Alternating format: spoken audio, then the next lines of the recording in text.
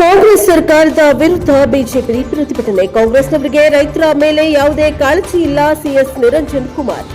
BJP ಜಿಲ್ಲಾಧ್ಯಕ್ಷ CS Niranjan Kumar ನೇತೃತ್ವದಲ್ಲಿ ಪ್ರತಿಭಟನೆ ನಡೆಯಿತು. ಎಸ್ಆರ್ ಚಾಮರಾಜನಗರದಲ್ಲಿ ರಾಜ್ಯ ಕಾಂಗ್ರೆಸ್ ರೈತ ವಿರೋಧಿ ನೀತಿ ಅನುಸರಿಸುತ್ತಾ ಇದೆ ಎಂದು ಆರೋಪಿಸಿ ಜಿಲ್ಲಾ ಬಿಜೆಪಿ ವತಿಯಿಂದ ಪ್ರತಿಭಟನೆಯನ್ನು ನಡೆಸಲಾಯಿತು. ನಗರದ ಶ್ರೀ ಚಾಮರಾಜೇಶ್ವರ ಉದ್ಯಾನವನದ ಮುಂಭಾಗದಲ್ಲಿ ಪೆಂಡಲ್ ಹಾಕಿ ಪ್ರತಿಭಟನೆ ನಡೆಸಿ ಕಾಂಗ್ರೆಸ್ ಸರ್ಕಾರದ ವಿರುದ್ಧ ಘೋಷಣೆ ಕೂಗಿ ಆಕ್ರೋಶವನ್ನು ವ್ಯಕ್ತಪಡಿಸಿದ್ದಾರೆ. ನಂತರ ಭುವನೇಶ್ವರಿ ವೃತ್ತಕ್ಕೆ ತೆರಳಿ ಮಾನವ ಸರಪಳಿ ರಚಿಸಿ ಕೆಲಕಾಲ ರಸ್ತೆ ತಡೆಯನ್ನ ನಡೆಸಿದ್ದಾರೆ. ಪ್ರತಿಭಟನೆ ನೇತೃತ್ವ ವಹಿಸಿದ್ದ ಜಿಲ್ಲಾ ಬಿಜೆಪಿ ಅಧ್ಯಕ್ಷ ಸಿಎಸ್ ನಿರಂಜನ್ ಕುಮಾರ್ ಮಾತನಾಡಿ, ಕಾಂಗ್ರೆಸ್ ಸರ್ಕಾರ ರೈತ ವಿರೋಧಿ ನೀತಿಯನ್ನ ಅನುಸರಿಸುತ್ತಾ ಇದೆ. ಇದರ ವಿರುದ್ಧ ಬಿಜೆಪಿ ರಾಜ್ಯಾದ್ಯಂತ ಪ್ರತಿಭಟನೆ ನಡೆಸುತ್ತಿದ್ದು ಚಾಮರಾಜನಗರದಲ್ಲೂ ಪ್ರತಿಭಟನೆ ನಡೆಸಲಾಗ್ತಾ ಇದೆ ಎಂದರು. ಪ್ರತಿಭಟನೆಯಲ್ಲಿ ಕೇಂದ್ರ ಪರಿಹಾರ ಸಮಿತಿ ಮಾಜಿ ಅಧ್ಯಕ್ಷ ಎಂ ರಾಮಚಂದ್ರ, ಒಬಿಸಿ ಮೋರ್ಚಾದ ರಾಷ್ಟ್ರೀಯ ಕಾರ್ಯಕಾರಿಣಿ ಸದಸ್ಯ ನೂರುಂದು ಶೆಟ್ಟಿ, ಮಾಜಿ ಅಧ್ಯಕ್ಷರಾದ ಆರ್ ಸುಂದರ್, ಸಾಹಿತಿ ಕೊಡುಗಿ ಉದ್ದನೆ ಮಂಜು ಮಾತನಾಡಿದ್ದಾರೆ. ಪ್ರತಿಭಟನೆಯಲ್ಲಿ ಬಿಜೆಪಿ ಮಾಜಿ ಅಧ್ಯಕ್ಷ ನಾರಾಯಣ ಪ್ರಸಾದ್, ಅರಕಲ್ವಾಡಿ ನಾಗೇಂದ್ರ, ಹಾಪ್ಕಾಮ್ಸ್ ಅಧ್ಯಕ್ಷ ಲೋಕೇಶ್, ಜಿಲ್ಲಾ ಪ್ರಧಾನ ಕಾರ್ಯದರ್ಶಿಗಳಾದ ಪಿ ವಿಶ್ವೇಂದ್ರಪ್ಪ, ಮೂಡ್ನಾಕುಡು ಪ್ರಕಾಶ್, ಜಿಲ್ಲಾ ಉಪಾಧ್ಯಕ್ಷ ಶಿವು, ವಿರಾಟ್ ನಗರ ಮಂಡಲ ಅಧ್ಯಕ್ಷ ಶಿವರಾಜ್, ಎಸ್ಟಿ ಮೋರ್ಚಾದ ಜಿಲ್ಲಾ ಉಪಾಧ್ಯಕ್ಷ ಬುಲೆಟ್ ಚಂದ್ರು, ಜಿಲ್ಲಾ ರೈತ ಮೋರ್ಚಾದ ಅಧ್ಯಕ್ಷ ಬೇಡರಪುರ ಬಸವಣ್ಣ, ಯುವ ಮೋರ್ಚಾದ ಅಧ್ಯಕ್ಷ ಸೂರ್ಯ, ಮಹಿಳಾ ಮೋರ್ಚಾದ ಜಿಲ್ಲಾಧ್ಯಕ್ಷೆ ಕಮಲಮ್ಮ, ಪ್ರಧಾನ ಕಾರ್ಯದರ್ಶಿ ಶೈಲಜಾ, ಶಿವಣ್ಣ, ರಾಮಸಮುದ್ರ, ಶಿವಣ್ಣ, ಕೆರೆಹಳ್ಳೆ, ವೆಂಕಟೇಶ್, ಕೂಸಣ್ಣ, ಮಹೇಶ್, ಹೊಂಗನೂರು, ಮಹಾದೇವಸ್ವಾಮಿ, ಮುತ್ತಿಗೆ ಮೂರ್ತಿ ಇತರರು ಭಾಗವಹಿಸಿದರು. ಬ್ಯೂರೋ ರಿಪೋರ್ಟ್ ಹೊಮ್ಮ ನಂಜುಂಡ ನಾಯಕ, ಎನ್ಕೆಎಸ್ ಟಿವಿ 4 ಚಾಮರಾಜನಗರ. ರಾಜ್ಯ ಸರ್ಕಾರ ಇವತ್ತು ಮಾಡಿದೆ. ಯಾಕಂದ್ರೆ ಈಗಾಗಲೇ ವಾಲ್ಮೀಕಿ ಅಭಿವೃದ್ಧಿ ನಿಗಮದಲ್ಲಿ ಸುಮಾರು 187 ಕೋಟಿ ಹಗರಣದಲ್ಲಿ ಒಬ್ಬ ಮಂತ್ರಿಗಳನ್ನ ಅರೆಸ್ಟ್ ಮಾಡಿ ಜೈಲಿಗೆ ಹೋಗಿದ್ದಾರೆ. ಹಾಗೆ ಬೋವಿ ಅಭಿವೃದ್ಧಿ ನಿಗಮದಲ್ಲಿ ಇವತ್ತು ಎಲ್ಲಾ ಇಲಾಖೆಗಳಲ್ಲೂ ಕೂಡ ಭ್ರಷ್ಟಾಚಾರ ತಾಂಡವಾಡ್ತಾ ಇದೆ. ಬೋವಿ ನಿಗಮದಲ್ಲಿ ಭ್ರಷ್ಟಾಚಾರದಲ್ಲಿ ಅಧ್ಯಕ್ಷರನ್ನು ಕಿತ್ತಾಕಿದ್ದಾರೆ. ಇವತ್ತು ಅನೇಕ ನಿಗಮಗಳಲ್ಲೂ ಕೂಡ ಭ್ರಷ್ಟಾಚಾರ ನಡೆದಿದೆ. ಇವತ್ತು ರೈತರ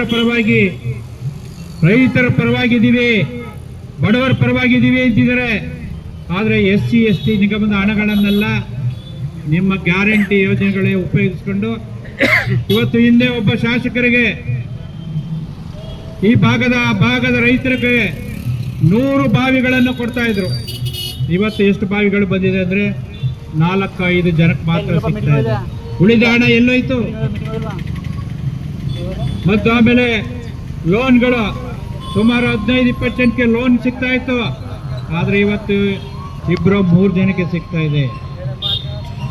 ಇವತ್ತು ಅನೇಕ ಬಡವರ ಕಾರ್ಯಕ್ರಮಗಳನ್ನ SC TSP ಯೋಜನೆಯಲ್ಲಿ ರೈತರಿಗೆ ಜಮೀನುಗಳನ್ನು ಕೊಡ್ತಾ ಇದ್ರು. SC ST ಜನರಿಗೆ ಇವತ್ತು ಒಬ್ಬರಿಗೂ ಕೂಡ ಕೊಡಕ್ಕೆ ಆಗ್ತಾ ಇಲ್ಲ. ಮತ್ತೆ SC ST TSP ಯೋಜನೆಯಲ್ಲಿ ಆ ಭಾಗದ SC ಮತ್ತು ST ಜನ ಇರ್ತಕ್ಕಂಥ ಜನರಲ್ಲಿ ರಸ್ತೆಗಳನ್ನು ಮಾಡ್ತಾ ಇದ್ರು. ಇವತ್ತು ಯಾವ ರಸ್ತೆಗಳು ಇಲ್ಲ. ಇವತ್ತು ನೀವೆಲ್ಲ ನುಡಿದಂತೆ ನಡೆದಿದ್ದೇವೆ, ನಾವು 10 kg ಅಕ್ಕಿಯನ್ನು ಕೊಡ್ತಾ ಇದ್ದೀವಿ ಅಂತ ಹೇಳ್ತಾ ಇದ್ದಾರೆ. 10 kg ಅಕ್ಕಿ ಇವರೆಲ್ಲಿ ಕೊಡ್ತಾ ಇದ್ದಾರೆ? ಕೇಂದ್ರ ಸರ್ಕಾರ ಕೊಡ್ತಕ್ಕಂಥ 5 kg ಅಕ್ಕಿಯನ್ನು ಸೇರಿಸಿ ಇವತ್ತು ನಾವು 10 kg ಕೊಡ್ತಾ ಇದ್ದೀವಿ ಅನ್ನೋ ಮಾತನ್ನ ಇವತ್ತು ಮುಖ್ಯಮಂತ್ರಿಗಳು ಹೇಳ್ತಾ ಇದ್ದಾರೆ. ಅದೇ ರೀತಿ ಇವತ್ತು ನಾವೆಲ್ಲ ರೈತರ ಮಕ್ಕಳು, ನಾವೆಲ್ಲ ಹಿಂದೆ TC ಸುತ್ತೋದ್ರೆ 25,000 ರೂಪಾಯಿ ಕೊಟ್ರೆ TCಯ ಸಂಪೂರ್ಣವಾಗಿ ತಂದು ನಮ್ಮ ಜಮೀನುಗಳಿಗೆ TCಯನ್ನು ಕೊಡ್ತಾ ಇದ್ರು. ಇವತ್ತು 3 ಲಕ್ಷ ರೂಪಾಯಿ ಕೊಡಬೇಕು, ದೂರ ಆದ್ರೆ 4 ಲಕ್ಷ ರೂಪಾಯಿ ಆಗುತ್ತೆ. ಇವತ್ತು ರೈತ ಪರ ಹೋರಾಟವನ್ನ ಮಾಡ್ತಾ ಇದೆ. ರೈತರಿಗೆ ಆಗ್ತಿರುವಂತ ಅನ್ಯಾಯಗಳನ್ನ, ರೈತರಿಗೆ ಸರ್ಕಾರ ಮಾಡ್ತಿರುವಂತ ಮೋಸವನ್ನ ಜನಗಳಿಗೆ ತಿಳಿಸುವ ಮುಖಾಂತರ ಸರ್ಕಾರಕ್ಕೆ ಎಚ್ಚರಿಕೆಯನ್ನ ಕೊಡುವಂತ ಒಂದು ಪ್ರಯತ್ನವನ್ನ ಭಾರತೀಯ ಜನತಾ ಪಾರ್ಟಿ ಮಾಡ್ತಾ ಇದೆ. ಕಾಂಗ್ರೆಸ್ ಸರ್ಕಾರ ಬಂದು 2.5 ವರ್ಷ ಆಯಿತು. ಕಾಂಗ್ರೆಸ್ ಸರ್ಕಾರ ಬರೋಕ್ಕಿಂತ ಮುಂಚೆ ಅನೇಕ ಭರವಸೆಗಳನ್ನ ಮೂಡಿಸಿದ್ರು. ಸರ್ಕಾರ ಬರಬೇಕಾದ್ರೆ ಅವರು ಗ್ಯಾರಂಟಿ ಯೋಜನೆಗಳನ್ನ ತರ್ತೀವಿ, ಮುಖಾಂತರ ಬಡವರುಗಳಿಗೆ ಸಹಾಯ ಹಸ್ತವನ್ನು ನೀಡ್ತೀವಿ ಅನ್ನೋ ಥರದಲ್ಲಿ ಹೇಳ್ಕೊಂಡು ಬಂದಂಥದ್ದು ಕಾಂಗ್ರೆಸ್ ಸರ್ಕಾರ.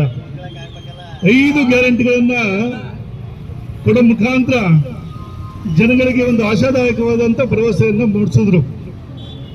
ಆದರೆ ಅಧಿಕಾರಕ್ಕೆ ಬಂದ ಮೇಲೆ ಜನಗಳಿಗೆ ಗೊತ್ತಾಯಿತು, ಈ 5 ಗ್ಯಾರಂಟಿಗಳನ್ನು ಹೇಳ್ತಿರುವಂಥದ್ದು ಇವರು ಈ ರಾಜ್ಯದ ಬೊಕ್ಕಸವನ್ನ ಕನ್ನ ಹೊಡಿಲಿಕ್ಕೆ, ದರೋಡೆ ಮಾಡಲಿಕ್ಕೆ, ದೋಚಲಿಕ್ಕೆ ಅನ್ನೋ ಥರದಲ್ಲಿ ಇವತ್ತು ಜನಗಳಿಗೆ ಅರ್ಥ ಆಗ್ತಿರುವಂಥದ್ದು ಆಗ್ತಾ ಇದೆ. ಈಗ ಎಲ್ಲ ಥರದಲ್ಲೂ ಇವತ್ತು ಕಾಂಗ್ರೆಸ್ ಸರ್ಕಾರ ಜನಗಳಿಗೆ ಅನ್ಯಾಯ ಮಾಡ್ತಾ ಇದೆ. ಈಗಾಗಲೇ ನಾವು ಕೇಳಿದಾಗೆ ಅನೇಕ ಜನ ಮಾತಾಡಿದ್ರು. ಇಲ್ಲಿ SCP TSP ಅಡಿಯಲ್ಲಿ ಇವತ್ತು ಸುಮಾರು 43,000 ಕೋಟಿಗಳನ್ನ ಬೇರೆಯವರಿಗೆ ವರ್ಗಾವಣೆ ಮಾಡಿರುವಂಥದ್ದು.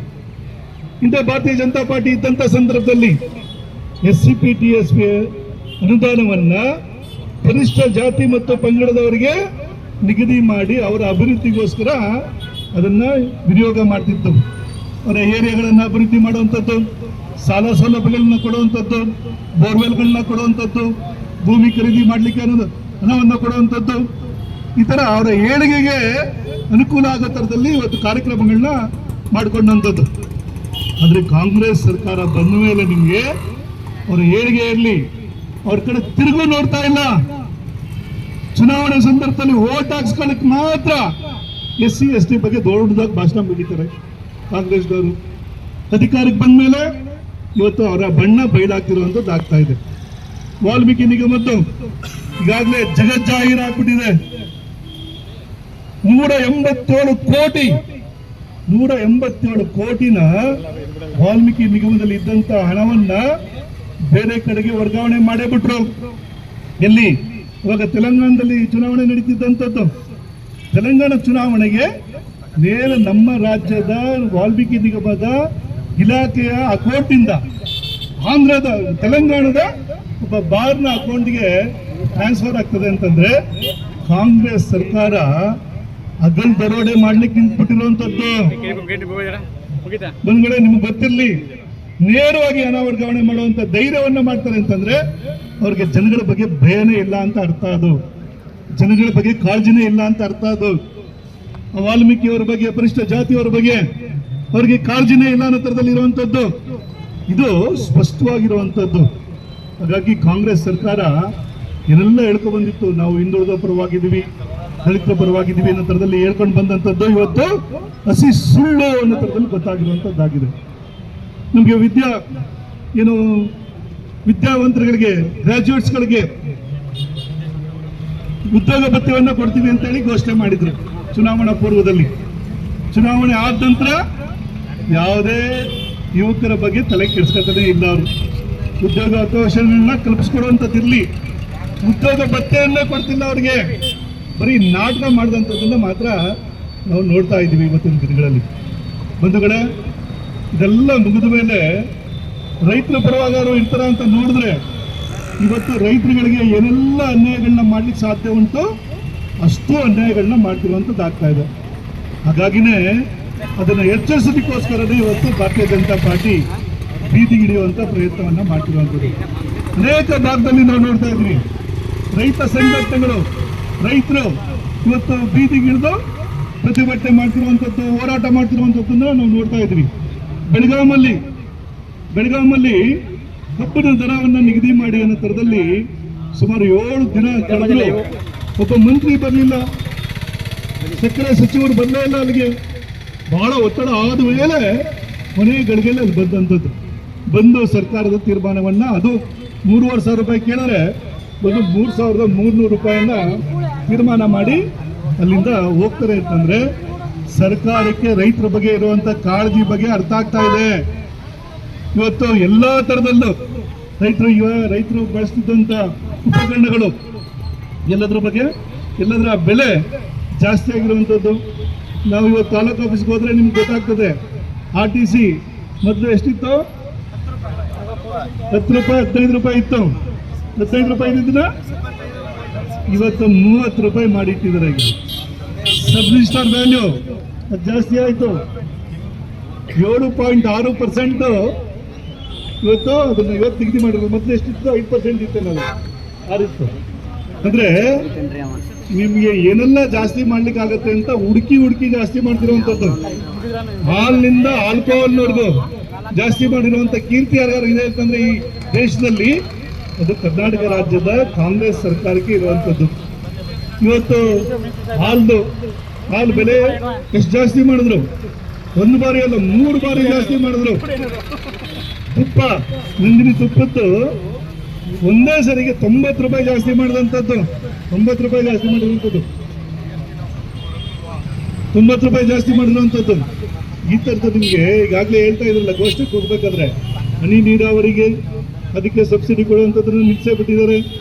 ನಿಮಗೆ ಸ್ಪ್ರಿಂಕ್ಲರ್ಗಳಿಗೆ ಸಬ್ಸಿಡಿ ಕೊಡುವಂಥದ್ದು ನಿಲ್ಲಿಸ್ಬಿಟ್ಟಿದ್ದಾರೆ. ನಮ್ಮ ರೈತರು ಬಳಸ್ತಿದ್ದಂಥ ಉಪಕರಣಗಳಿಗೆ ನಿಲ್ಲಿಸ್ಬಿಟ್ಟಿದ್ದಾರೆ. ಎಲ್ಲ ಸಬ್ಸಿಡಿಗಳನ್ನ ನಿಲ್ಲಿಸಿದಂಥ ಸರ್ಕಾರ, ರೈತರುಗಳಿಗೆ ಕೊಡ್ತಿದ್ದಂಥ ಸಬ್ಸಿಡಿಗಳನ್ನ ನಿಲ್ಲಿಸಿದಂಥ ಸರ್ಕಾರ ಯಾವ್ದಾದ್ರು ಇದ್ರೆ ಅದು ಕಾಂಗ್ರೆಸ್ ಸರ್ಕಾರ. ಇದು ರೈತರ ಪರವಾಗಿರುವಂಥ ಸರ್ಕಾರನ ಇದು.